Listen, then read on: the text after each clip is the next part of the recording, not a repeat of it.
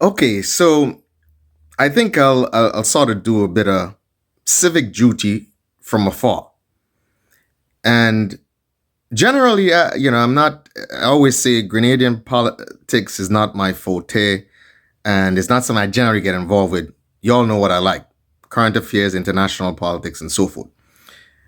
But with the recent flooding and the problems it created, I figured let me just add a bit of clarity to the situation and humbly offer some suggestions. And first and foremost, I want you to understand that this is not directed to any particular party or particular government, because I know how you fanatics in either party does want to take it personal when people make mentions about things. So again, to clarify, I'm not blaming any particular party. I'm not blaming any government, whether present or past. It is sort of a responsibility of any government institution to actually deal with and mitigate the impacts of this whole flooding and obviously drainage problem that exists in Grenada. And I'm going to put this in the lace of layman terms. So, for example, if you have an existing drainage system in low-lying areas in any country, well, we're talking about Grenada now, and there's excess flooding and there's problems with the drainage, it's obvious that the capacity of the drainage that you have right now to deal with the runoff from surfaces is not adequate. That's number one. Now, as to assessing the amount of runoff from surfaces, that can be done mathematically. It's a simple equation. It's not complicated. As a matter of fact, I think I could probably get some Heinz school students to do this. And they probably should take it up as a project. Well, I'm biased for Heinz. I was an old Heinz boy. But anyway, let's get back to it. So the formula to estimate runoff from surfaces is simple, as I said. The method that is generally used sometimes is called a rational method, where the flow, Q, is equal to a constant C multiplied by I, which is the intensity of the rainfall. And usually you'll use the worst case scenario, probably a 100-year storm, and multiplied by A, which is the area of the surface. So that's easy to remember. It's basically flow, Q, is equal to CIA. What a coincidence, right? Where C, as I said, is some sort of constant based on the surface. So for example, impermeable surfaces like, let's say, roof or, would be 1. That means all the water would run off. Then you have concrete, it might be 0.8. So a little bit of it might seep in. And then you might have grass or earth. So you get down to constants like 0.2, which means a lot of it will sink in. I mean, that's just common sense. The more impervious the surface, the more runoff you're going to have or flow of water along the surface. All right, so we got that. So one of the first things you might want to do is to assess the flow. And again, this is not some sort of mathematical genius calculation. Assess the flow that you would have in the worst case scenario, 100-year storm, and say, okay, this is the volume of flow we have.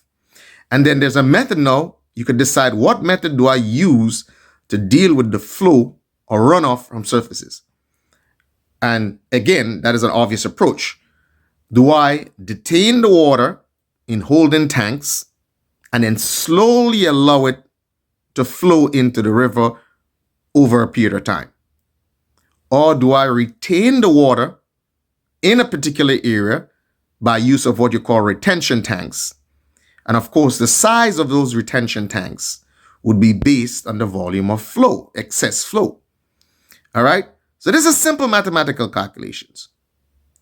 So I want you to understand that there are people who should be familiar with this sort of thing in Grenada. So after you've calculated your total runoff from the surface, then your next process is, okay, what method am I going to use to mitigate the excess flow? So for example, you have a big stadium. You have a big playing field. Now, if you build a stadium, you should realize that you have to cater for major drainage and runoff from the stadium. I mean, you talk about turf, you talk about concrete paved areas. So you must have some sort of proper drainage system to deal with all that water that's going to be running off from those surfaces. The question is, was that considered when the stadium was built? Was there proper drainage system? So in these large areas, you have GRENADA area, you have with floods again. You have the Tantine area, you have the Queen's Park area. Now, in these large areas, there is possibility of placing underground detention or retention tanks. So you can set up a system of catch basins that would receive the water and then direct it into some underground detention tanks. Again, this is not a complicated procedure. Then the other question remains. We're building structures over and over, and we're paving areas. Do we even consider the runoff from these buildings and the surrounding pavement? Do we cater for the drainage? Is that part of construction documents? I have a strange feeling that when we build a building, we don't cater for the runoff from the building. And we probably just put a drain and have the water run into an existing side drain or something like that. Every time you construct a building, you should have some way of dealing with the runoff from the surface of the building and the surrounding property. Because what you'd end up having is that every building is just built and doesn't take care of its drainage, and all the water goes into some public side drain.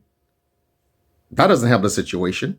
As we were saying, if you assess the volume of runoff from surfaces, decide on what sort of approach you're going to use to deal with the excess runoff from surfaces, and you couple that with a little guidance to citizens on how to build on slope in terms of construction and stuff, and then you do a little slope mitigation across the country, then a lot of the problems that you're having would be solved. And everyone is talking about climate change, climate change, climate change. Well, let's assume that climate change is a thing. The question is, what can Grenada in particular do about climate change? The impact is minimal. So what is required, or would be required, is a global impact or global attack on climate change, so to speak.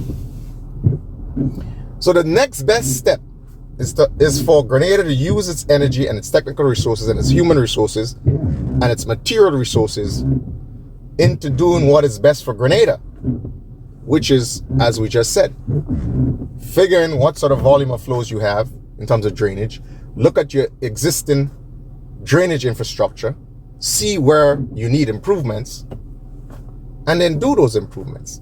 And again, as I said, a bunch of stuff before, it's not as complicated as it seems. It just requires the proper attention.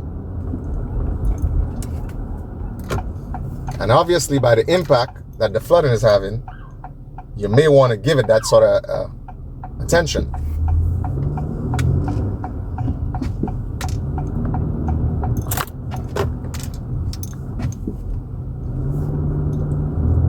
Because the impact seems to be more and more devastating. So taking care of the problem will be better than having to use so much resources to remedy the situation when things get out of control. And of course, there's the possibility of lives could be impacted very negatively.